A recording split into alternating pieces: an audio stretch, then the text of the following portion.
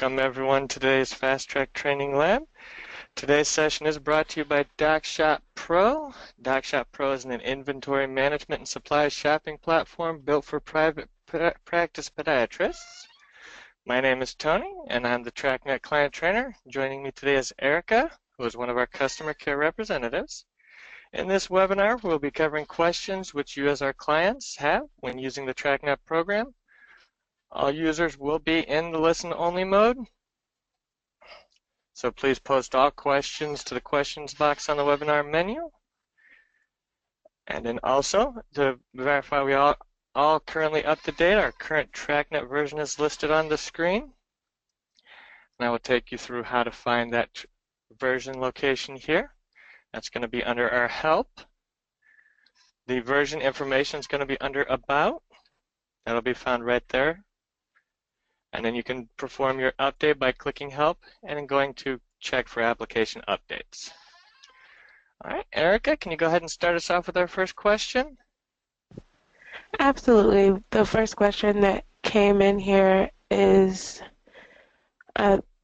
saying there is no sign and close button on the order forms. I did reach out to get a little bit more information, so we'll come back to that question. The next one here is how to make fill in the blanks jump to the next blank when done with selection on previous blank in notes. Okay, so how to make fill-in blanks jump to the next selection. So jumping to the next selection in an encounter is done using the tab function. The tab function is going to start where your cursor is. So if we look here in the middle of this, once I hit tab, that's going to take me across to each one of the answerable fields. And then when we get to one like this right here, which is a fill in the blank question, we can answer that. As we click OK, it's going to move us to each one of those answerable fields in that document. Once we're done, or we feel that we have no more left to answer, we can just hit the cancel button.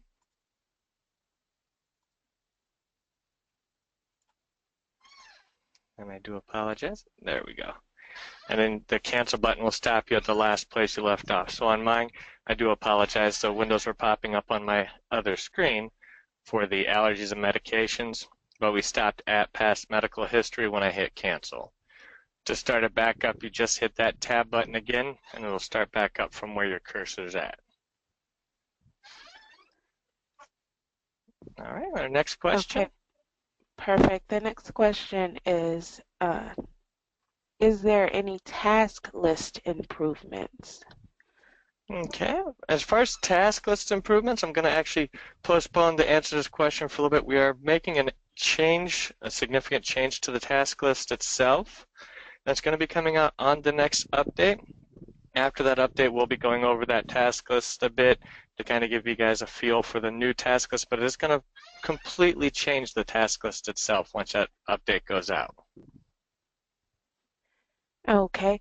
Can patients upload the intake forms to the patient portal? And may patients enter demographic and insurance info on the portal? Okay, that's an excellent question. Patients are not able to upload the information to the patient portal as far as their form itself. They can, however, enter in any demographic or insurance information. Once it comes up here, I'll show that. So we can log in, the patient logs in, they select their patient list and the patient they want to work with. And then they can go to the demographics and enter in all their demographic information.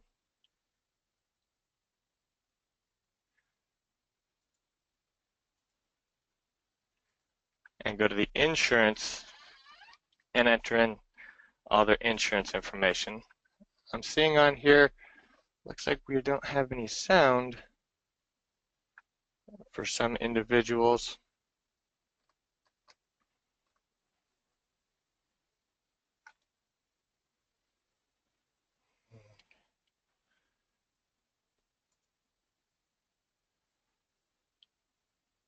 And I would recommend, if you're not hearing any sound, to check your settings for your webinar.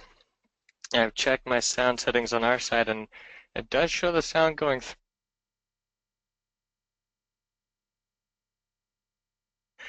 Can you hear me now? All right. I do apologize. I don't know what happened to the sound there. I just readjusted the sound to make sure it went through. So the patients, we'll start back at the beginning of this. The patients cannot enter in a form. They can't submit a form to the website, but they can go to the demographics of the website, enter in their demographic information, save that information, and then go to our insurance and enter in their insurance information so they can add new insurances. Once they've added those in, they'll want to make sure to click the Send Info button, which is going to send that information over to your TRAKnet in your office. Once they've sent that information over, you'll see under Patient Portal, new connections listed, which will allow you to pull that information into your TRAKnet.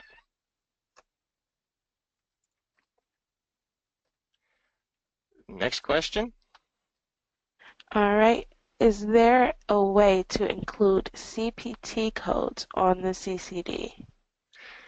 There is not a way to include CPT codes on a CCD.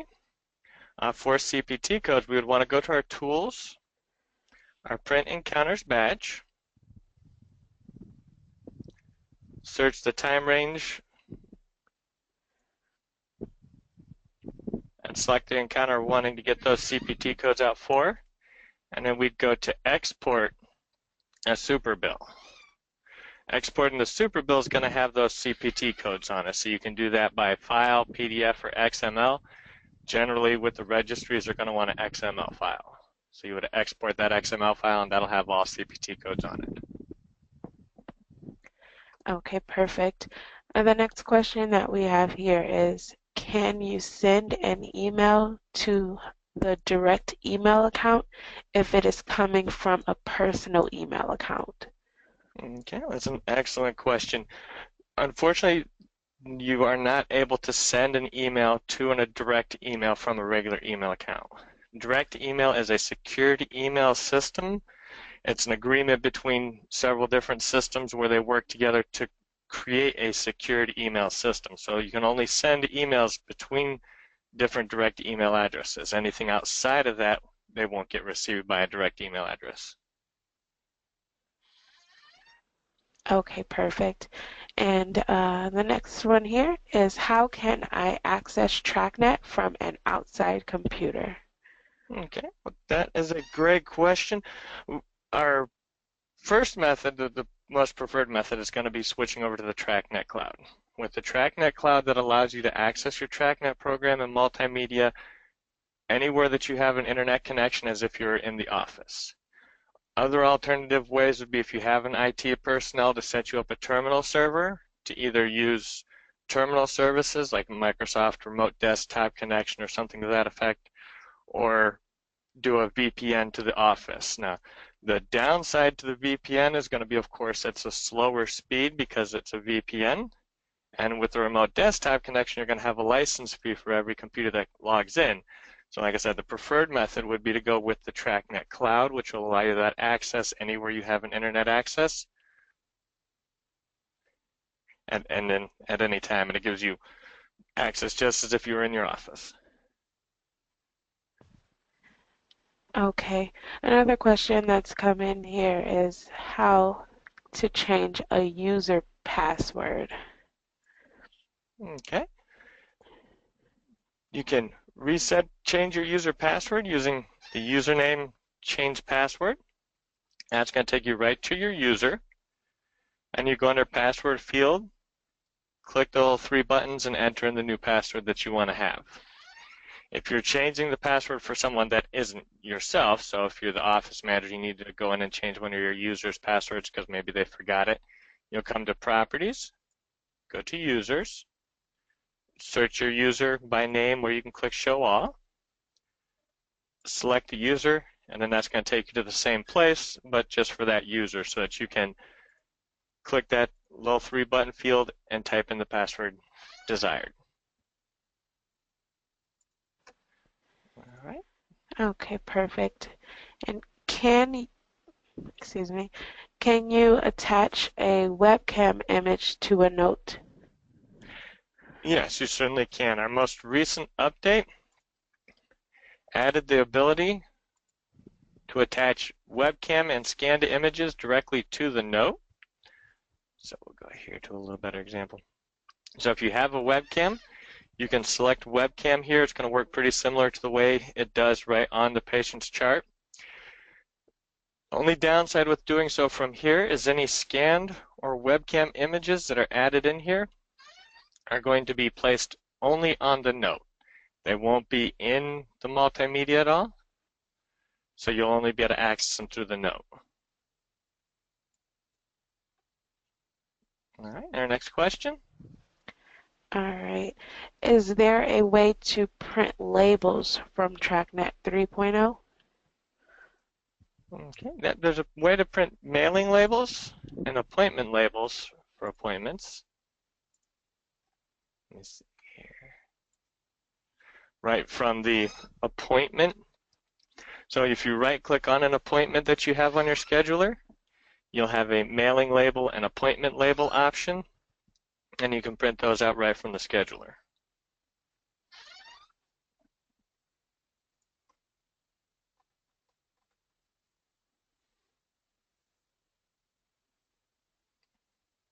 Okay, next question. All right, the next question coming here is how to copy the text of a HPI template to an encounter. Okay, well, there's a couple ways to do that, and I think I understand the question. Your HPI on the patient pulls right in from their HPI on their note.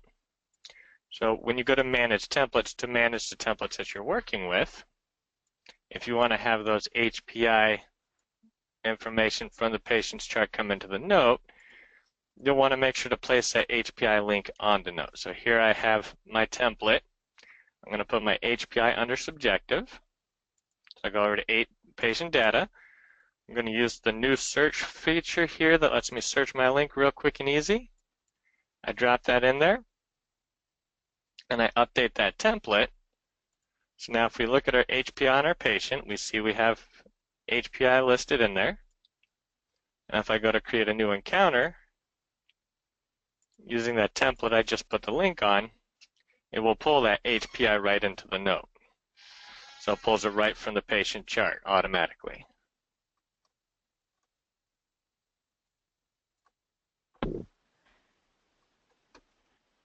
Okay, thank you for that, Tony. The next question here is how to export encounters for a specific patient.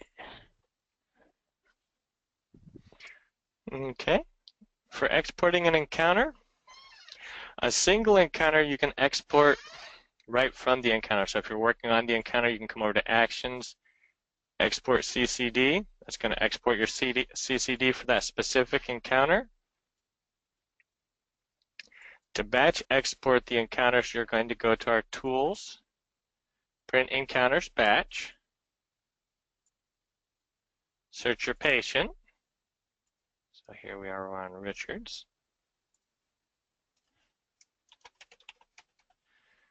The date range that you want to look up, and then you can print those out. You can select the ones that you want to print out, and there's also the Select All feature. And that'll print the encounters themselves.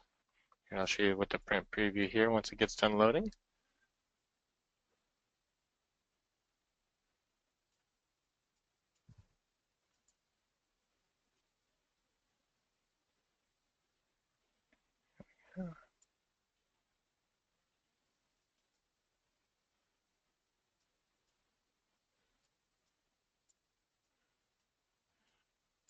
So here we go. Gives us a preview. It'll print exactly what's on the encounters. And it is a print preview, so when you do the print, this is exactly what you'll see.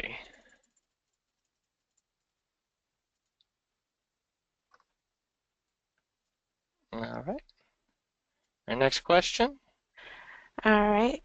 The next one coming in here is how to assign a printer. Okay, assigning specific printers can be done for several different sections of TRAKnet. We're going to do that under our username and then manage printers. Now, right offhand, when it loads up, you're going to see 4 different categories. If we grab that bottom and lower that down a little bit, there's 2 more that will show up. These can set the printers for these specific locations. So for labels, you can set a specific printer. It's the same for prescriptions and CMS 1500 forms. And then when you go to print from each one of these locations, it'll print to that specific printer. So this is an excellent tool for, especially if you have where you print out prescriptions and you print out CMS 1500s. Both of them may have a specific form. So you can use one printer for your prescriptions, one printer for your CMS 1500 forms, and that way you don't have to go back through and switch between them.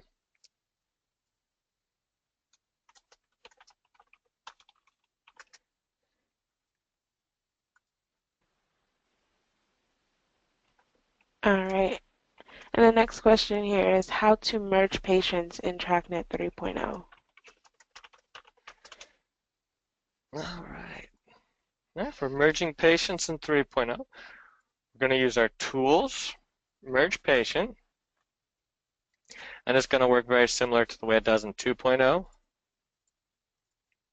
I can get it to expand here.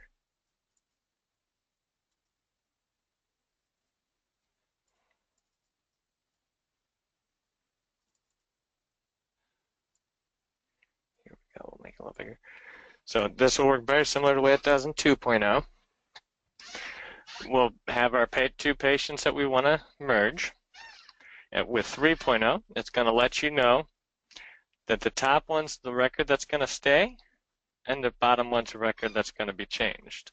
So in this case, in 3.0, it will tell you which one will stay, which one will be changed. In 2.0, it didn't really make it very clear. So this is added in with that information so we know which one's going to be the one that stays and which one's going to be the one that's going to be removed. And then we can also choose to mark them inactive when we do the merge.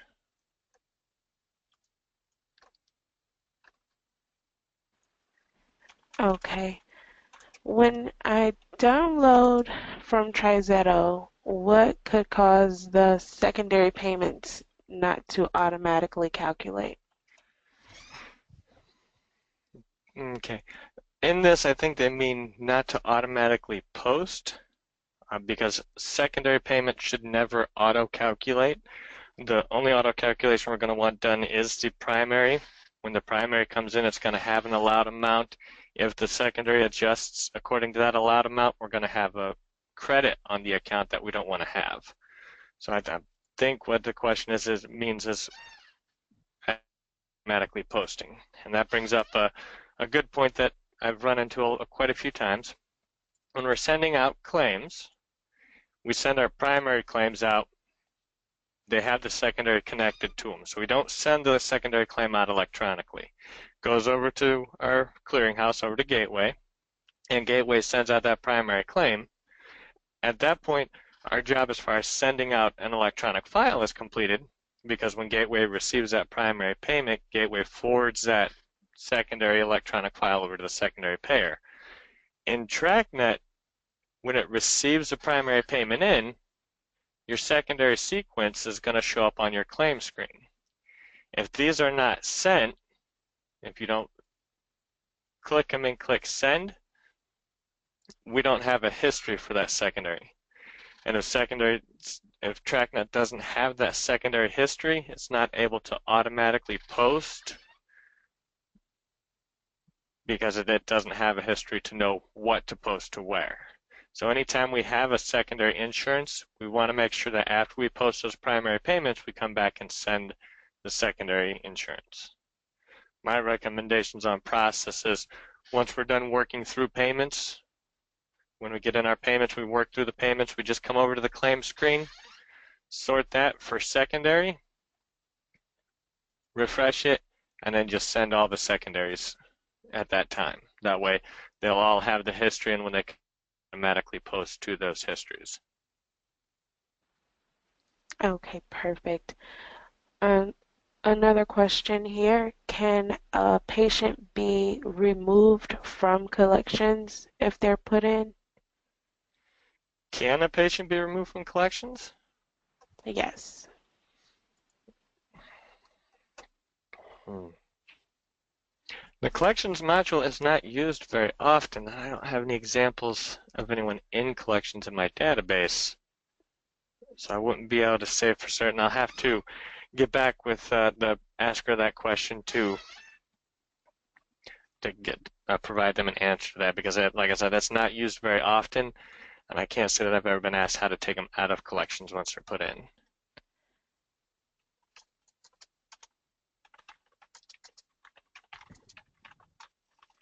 All right, here.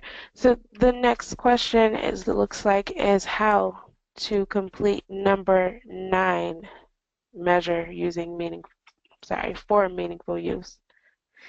Measure number 9.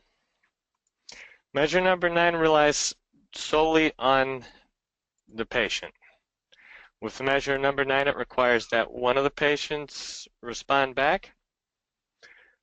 And the requirements for it, to my understanding, is that it doesn't actually necessarily have to be a patient. So a person in the office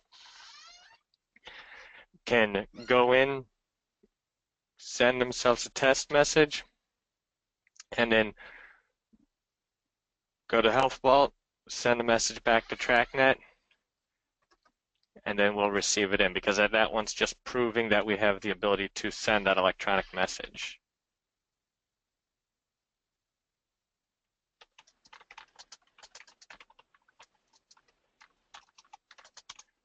So as far as the completing the steps in a Health Vault, it's a little bit of a touchy thing. Health Vault, I believe, has some videos on it.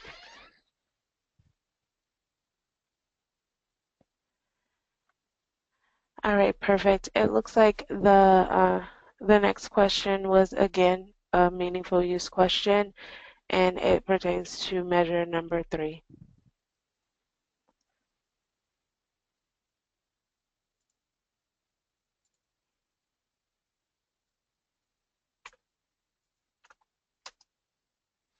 All right, completion of measure number 3 involves 3 parts. That is computerized provider order entry, so it is expected to be completed by the doctor. The first part is writing medications in TRAKnet. It's just simply the act of going through and writing a medication. So from our patient's chart, we click on our RX button. That's going to give us a history of any previous medications that we have written. Once we're ready to write a medication, we click prescribe. And that'll take us to our medications and allergies screen. At this screen, we want to click our next button.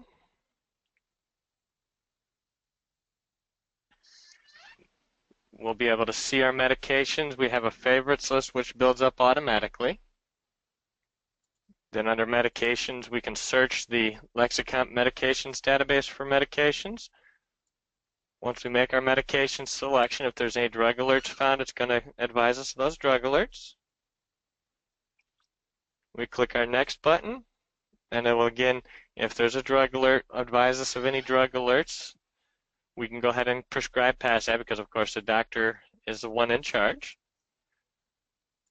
Enter in our information, the quantity we want dispensed, and the instructions for that medication. If we're going to be sending electronically, we want to set a pharmacy. We click next. Once we get to our confirmation screen, we can verify all the information is correct and either print the medication or send it electronically. For objective 3, either way counts. If it is a narcotic, you'll see this ready to sign. If it's not a narcotic, you'll see sent written right there. Part 2 of Objective 3 is laboratory orders, and then Part 3 is radiology orders. Those are actually both completed in the same way. On our patient's chart, we're going to go to Orders.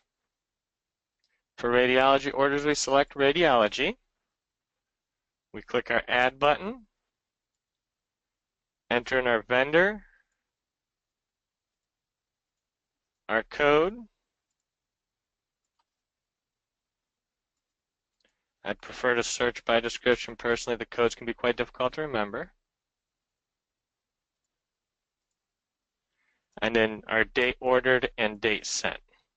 Now for meaningful use, the date received and results are not required, but it is definitely good practice to enter that information in.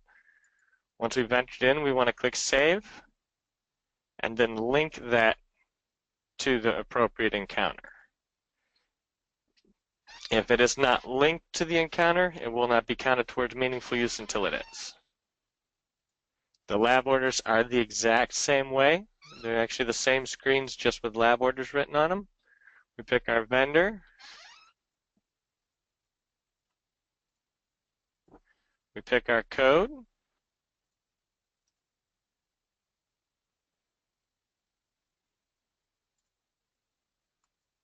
And then our date sent and date ordered. And then make sure to link that to the appropriate encounter.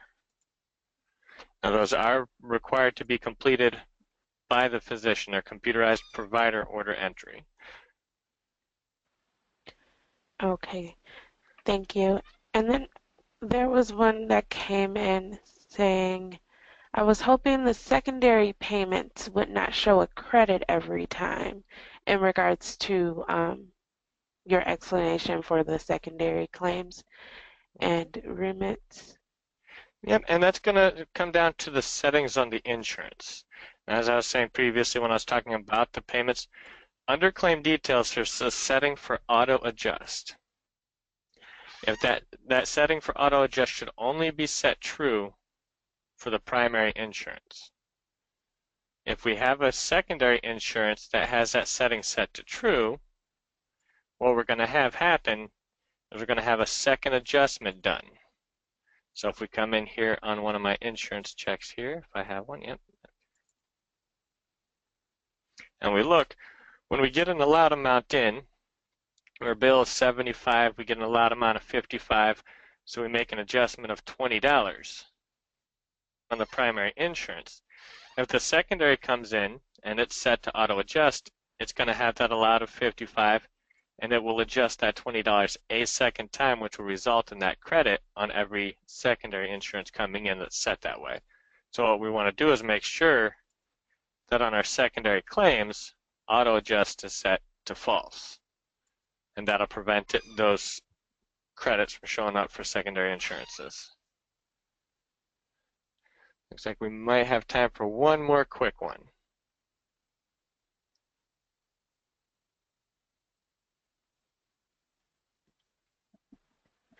All right, one more quick one here. It's just, how do you run the batch eligibility? Okay. Batch eligibility is ran from the scheduler. We just click the batch eligibility button here. In order for that to function, we do need to have a batch eligibility provider set. That's going to be found under your Gateway EDI settings. Once you've selected that batch eligibility provider, the batch eligibility button will pull in eligibility for all patients for the day. And then from what I've seen, it also pulls in for the next few days as well. So you'll be able to get that eligibility in for the patients. And then you'll see next to the patient's icon here, a little dot will show up. And the eligibility button down here in the bottom will light up, and you can click on that and it'll pull up the eligibility immediately.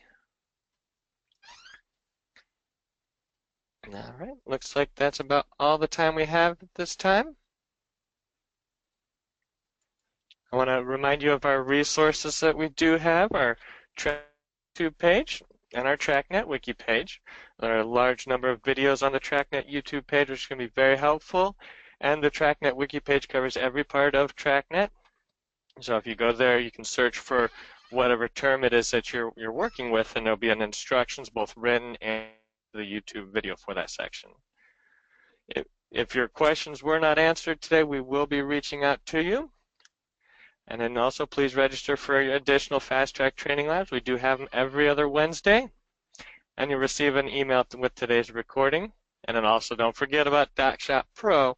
There's a link on your startup page on TRAKnet for that, and that will definitely help out with ordering supplies. Thank you, everyone, and have a wonderful day.